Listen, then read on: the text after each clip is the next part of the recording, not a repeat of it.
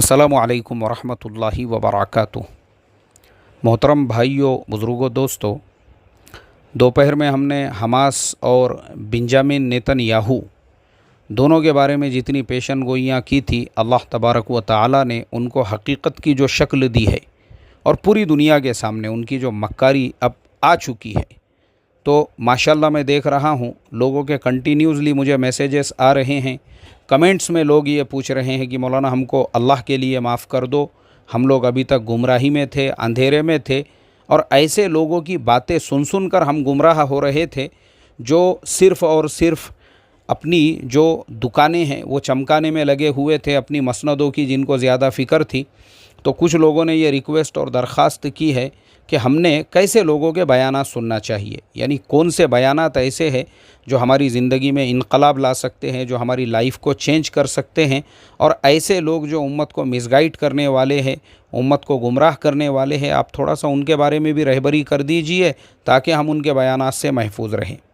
तो चलिए आज मैं आपको बताता हूँ। सबसे पहले तो हमारे हज़रत जी मौलाना साद साहब, आज के ज़माने में सबसे ज़्यादा ऑथेंटिक जो बयानात होते हैं उनमें एक पर्सन हमारे हज़रत जी मौलाना साद साहब भी है। हमारे हज़रत जी मौलाना साद साहब के बयानात की खुसूसियत ये है कि कुरान, हदीस और सहाबा इकराम, ये तीनों के हवाले से ही हमारे हज़रत जी मौलाना साद साहब बात करते हैं। दूसरी चीज़, हज़रत जी की बातों में जो उसात है, उसात यानी एक ख़तीब के अंदर, एक वाइस के अंदर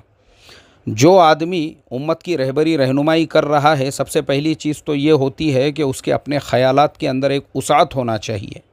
समंदर की तरह से उसका ज़र्फ़ होना चाहिए। जैसे शायर ने कहा है कि कह रहा है शोर दरिया से समंदर का सुकूत,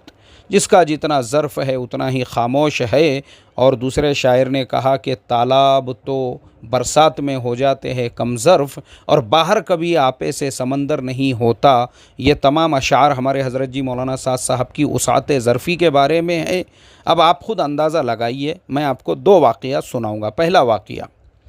गुज़िश्ता साल सारे मीडिया न्यूज़ चैनल्स ने हमारे हज़रत जी के ख़िलाफ़ बयानात दिए,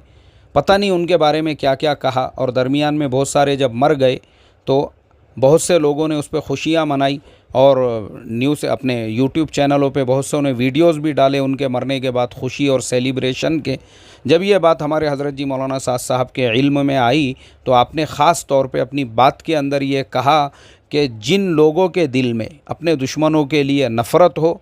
और जो अपने दुश्मनों की बर्बादी के ऊपर खुश होते हो, वो दुनिया में दीन का काम नहीं कर सकते, यानी वो दावत का काम नहीं कर सकते। क्योंकि दाई का दिल और कलेजा वो ऐसा होना चाहिए कि वो अपने दुश्मन के बर्बादी पर भी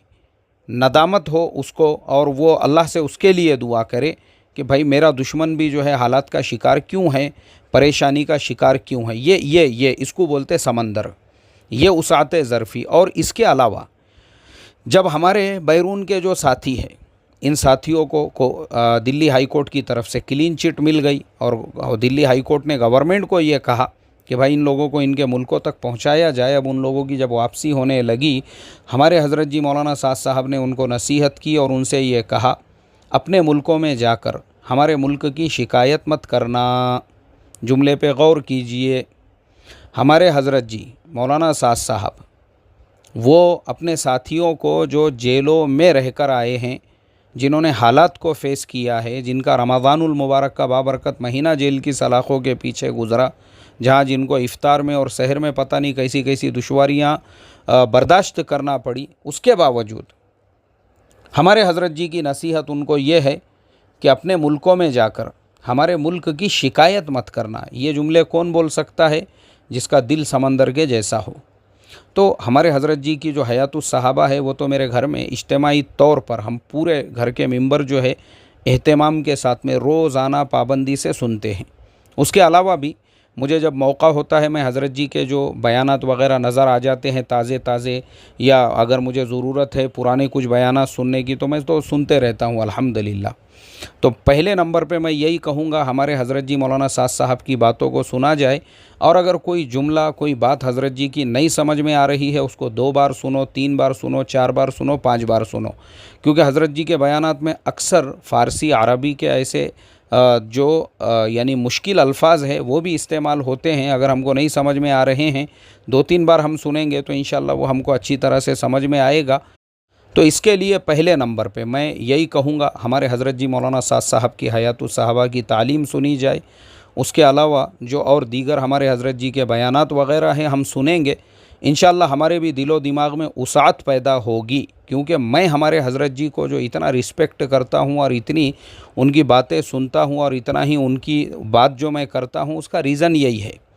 کیونکہ میں نے وہ لوگ بھی دیکھا ہوں جنہوں نے مسلکوں کی بنیاد پہ امت کو توڑنے کا کام کیا، جنہوں نے اپنے محلے میں امت کو توڑا، جنہوں نے اپنے گاؤں میں امت کو توڑا، جنہوں نے اپنے ضلعوں میں امت کو توڑا کہ ہم لوگ الگ جماعت والے ہیں، وہ لوگ الگ جماعت والے ہیں، اور وہ لوگ الگ نظریات والے ہیں، اور وہ لوگ الگ خیالات والے ہیں. یہ ہمارے حضرت جی مولانا سعد صاحب ہی ہے جنہوں نے یہ نظریات، یہ خیالات، یہ جماعتیں ان سب سے باہر نکالا اور کہا کہ ہم امت ہے امت. باقی مسالک کے لوگ تو بہت دور کی بات ہے، ہمارے دلوں کے اندر دشمنوں کے لیے بھی جگہ ہونا چاہیے، ہمارے برادران وطن کے لیے بھی جگہ ہونا چاہیے. تو جو آدمی ایسی بات کرنے والا ہے وہ اس لائق اور اس قابل ہے کہ ان کے بیانات کو سنا جائے اور ان کو اپنا امیر تسلیم کیا جائے، ان کی رہبری رہنمائی کے اندر زندگی گزاری جائے. دوسرے نمبر پر ڈاکٹر اسرار احمد صاحب جو قرآن کریم کی تفسیر بیان کرتے ہیں اور ماشاءاللہ جو پیشن گوئیاں ہیں اللہ کے نبی صلی اللہ علیہ وسلم کی احادیث میں، جس انداز سے ڈاکٹر اسرار احمد صاحب اس کو ایکسپلین کرتے ہیں، واقعی میں آپ کا اچھوتا انداز ہے. تو میں ڈاکٹر اسرار احمد صاحب کے بیانات جو ہے کئی سالوں سے سنتا ہوں. اور ایک بات میں یہ بھی آپ لوگوں کو کلیئر کر دینا چاہتا ہوں، بعض لوگ ان کے بھی پھر مسلکوں کو لے کے، کیونکہ ہمارا بھارت پاکستان بنگلہ دیش کے مسلمانوں کا سب سے بڑا مسئلہ یہی آتا ہے، یہ اپنے مسلک کا ہے کیا، وہ اپنے مسلک کا ہے کیا، یہ اپنے خیالات کا ہے کیا، وہ اپنے نظریات کا ہے کیا. ڈاکٹر اسرار احمد صاحب وہ ہستی، وہ شخصیت ہے الحمدللہ جو وسعت ظرفی کے ساتھ مسلکوں سے اوپر اٹھ کر ان کی جو باتیں ہیں نا، ان کی جو باتیں وہ کامن ہیں، جو قیامت کی علامات ہے، قیامت کی نشانیاں ہیں، اور اللہ کے نبی نے جو قیامت کے قریب کے حالات بیان کیے ہوئے ہیں، آپ اس نظریے سے ان کے بیانات کو سنو. قرآن کی تفاسیر کو بھی آپ جو ہے نا اس اعتبار سے سنو، فائدہ ہوگا انشاءاللہ اور علم میں اضافہ ہوگا. ڈاکٹر اسرار احمد صاحب کے بعد میں آپ کو ریکمینڈ کروں گا مفتی طارق مسعود صاحب. میں خود سنتا ہوں مفتی طارق مسعود صاحب جو مسائل کو، یعنی فقہ حنفی کے جو مسائل ہے، تو اس کو جس انداز سے آپ کھولتے ہیں حوالوں کے ساتھ میں جو بیان کرتے ہیں، چونکہ مفتی صاحب کی ایک خصوصیت یہ ہے کہ تقریباً 10-12 سال تک وہ بذات خود دارالقضاء دارالافتاء میں بیٹھے ہیں. تو ہر مسئلے کی جو کتابیں ہیں اچھی طرح سے انہوں نے اس کو چھانا ہے. تو اس وجہ سے اکثر میں بھی جو مسائل کے اعتبار سے یا حالات حاضرہ کے اعتبار سے جو مولانا کی مفتی صاحب کی جو باتیں ہوتی ہے، پورے دھیان توجہ سے اس کو سنتا ہوں. تو میں آپ لوگوں کو بھی ریکمینڈ کروں گا بالکل مفتی طارق مسعود صاحب کی جو باتیں ہیں، جو بیانات ہیں ان کے، ہم نے وہ سننا چاہیے. اور اسی طرح سے مولانا وحید الدین خان صاحب، ان کے بھی آپ کو چھوٹے چھوٹے کلپ جو ہے نا، چھوٹے چھوٹے کلپ وہ یوٹیوب پہ مل جائیں گے، اور بعض ان کی بڑی بڑی بھی جو تقریریں ہیں وہ بھی یوٹیوب کے اوپر اویلیبل ہے. تو چونکہ مولانا وحید الدین خان صاحب، اللہ تعالیٰ نے اس بندے کو، میں نے تو اس سے پہلے کہا ہوں، دوبارہ میں اپنی بات کو دہراتا ہوں، حضرت مولانا سید ابو الحسن علی میاں ندوی رحمۃ اللہ علیہ کے بعد اس صدی کا اگر میں کسی کو سب سے بڑا عالم مانتا ہوں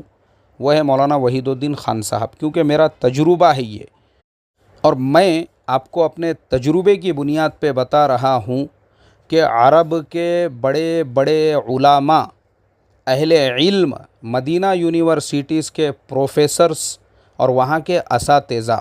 ان کے ساتھ مجھے وقت گزارنے کا موقع ملا. مسجد نبوی صلی اللہ علیہ وسلم کے جو امام ہیں ان کے ساتھ میں مجھے افطار کرنے کا موقع ملا. تو میں نے غور کیا کہ عرب علماء جب بھی کبھی ہندوستان کے علماء کا تذکرہ کرتے تھے تو ان کو 2 ہی نام یاد رہتے تھے، یا تو حضرت مولانا سید ابو الحسن علی میاں ندوی رحمۃ اللہ علیہ یا مولانا وحید الدین خان صاحب. بھلے ہمارے ملک کے اندر ہم نے کچھ لوگوں کے ناموں کے آگے بڑے بڑے القاب آدھا کلومیٹر کے لگائے ہو، عرب دنیا میں کوئی ان کو جانتا نہیں، عرب دنیا میں کوئی ان کو پہچانتا نہیں، عرب دنیا میں کسی کو پتہ بھی نہیں ہے کہ اس نام کے ہندوستان میں علماء بھی ہوتے ہیں۔ وہ لوگ صرف اور صرف ہندوستان کے اہل علم کے نام سے کسی کو جانتے ہیں تو مولانا علی میاں صاحب رحمۃ اللہ علیہ یا مولانا وحید الدین خان صاحب۔ تو ایک اتنا بڑا عالم دین جن کی کتابیں عرب دنیا کے اندر وہاں کی یونیورسٹیز میں داخل نصاب ہے، تو میں سمجھتا ہوں ایسے انسان سے جن سے عرب استفادہ کر رہے ہیں، اگر ہم محروم ہیں تو یہ ہماری محرومی ہے، ہم نے بھی ان سے استفادہ کرنا چاہیے۔ اللہ تعالی ہم تمام کو عمل کی توفیق عطا فرمائے، اور جو جوشیلی جذباتی باتیں کر کے اپنا مفاد، کسی مسلک سے اگر اختلاف ہے تو اس کے خلاف بیان بازی چل رہی ہے، کسی ملک سے اختلاف ہے تو اس کے خلاف قوم کو بھڑکا کے اپنی دشمنی نکالی جا رہی ہے، تو اس طریقے سے جو اپنی دشمنیاں نکالنے والے، اپنی سیاسی روٹیاں سیکنے والے، اپنی مسندوں اور کرسیوں کو بچانے کے لیے امت کو کا مسگائیڈ کرنے والے، اور بیچاری بھولی بھالی سیدھی سادی جو امت ہے اس کو یوز کرنے والے اور اس کی ایموشنل بلیک میلنگ کرنے والے جو خطیب اور رہنما اور مذہبی اور جو گرو گھنٹال بن کے بیٹھے ہوئے ہیں، ایسوں کے بیانوں سے پرہیز کرنا چاہیے۔ اللہ تعالی ہم تمام کو ایسوں سے بچائے، اور ہمارے گلی محلوں کے اندر ایسے جو گرو گھنٹال ہے ان کے چیلے چپاٹے آپ کو پھیلائے ہوئے ملیں گے، جو عام لوگوں کو اللہ اور اس کے رسول سے جوڑنے کی بجائے اپنے ایسے من گھڑت گرو گھنٹالوں سے جوڑنے کا کام کرتے ہیں۔ اور میرے جیسا انسان جب آپ کو اللہ اور اس کے رسول سے جوڑنے کی بات کرتا ہے، یا ایسے لوگوں کے بیانات سننے کی جن کے بیانات آپ کو اللہ اور اس کے رسول سے جوڑنے والے ہیں، تو ایسے گرو گھنٹالوں کے جو چیلے ہیں وہ آپ کو میرے بارے میں مضمون لکھ کر یا میرے بارے میں ویڈیو بنا کر یہ کہیں گے کہ میرے بیانات کو نہ سنا جائے، کیونکہ اگر آپ میرے بیانات کو سنو گے تو ہوشیار بنو گے، چوکنا بنو گے، ایجوکیٹڈ بنو گے، اور آپ کو پتہ چلے گا کہ کون کون سے گرو گھنٹال آپ کا مس یوز کر رہے ہیں۔ تو اس سے پہلے کہ آپ میری بات سنیں، میرے بارے میں ہی آپ کو گمراہ کیا جائے، تو چوکنا رہو، گرو گھنٹالوں کے چمچوں چیلے چپاٹوں سے چوکنا رہو اور اللہ سے جڑو، بجائے ایسے گرو گھنٹالوں سے جڑنے کے اللہ سے جڑو، اللہ کے نبی سے جڑو، صحابہ اکرام کی زندگیوں سے جڑو، اور ان کے بیانات سنو جن کے بیانات آپ کو ان سے جوڑنے والے ہیں، اور ان کے بیانات سے بچو جو صرف بیانات میں اپنی دشمنی، اپنی بھڑاس اور اپنے جو ہے امت کا استعمال کرے۔ اس کے لیے اللہ ہم تمام کو سمجھ عطا فرمائے۔ السلام علیکم ورحمۃ اللہ وبرکاتہ۔